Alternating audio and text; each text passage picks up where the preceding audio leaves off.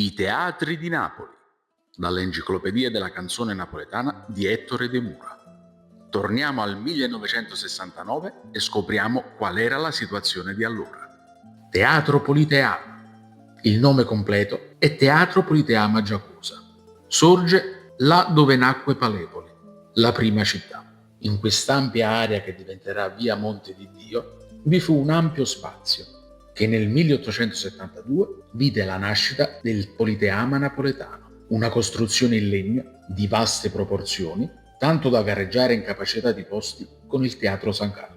Nel corso degli anni ha ospitato opere liriche, concerti e drammi popolari della compagnia di Federico Stella.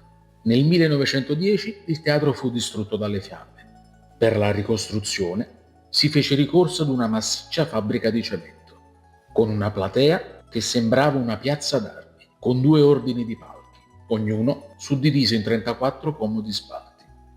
A Carnevale il teatro veniva ceduto ai circoli nautici cittadini e vi organizzavano festosi veglioni. Nel 1936 un altro incendio, questa volta meno violento, annerì la sala del palcoscenico. Dopo una breve interruzione il Politeama riaprì i battenti. Nel settembre del 1957 ospitò Banda Osiris, che presentava la rivista I Fuoriserie. Ancora una volta il teatro subì un incendio. Quando ormai rischiava di essere soltanto un ricordo, intervenne Nino Taranto, che si impegnò nella rischiosa avventura di riaprirlo. Nuovi servizi, macchinari speciali per 1550 spettatori. L'inaugurazione avvenne il 23 dicembre del 1961, con lo spettacolo di Garinei e Giovannini Rinaldo in campo, nell'interpretazione di Domenico Modugno, Delia Scala e Paolo Panelli. Nel corso dei suoi tanti anni di vita, il suo palcoscenico ha ospitato Arturo Toscanini, Vittorio De Sica, Tommaso Salvini. Accanto ad essi si esibirono i più grandi ed acclamati clown internazionali.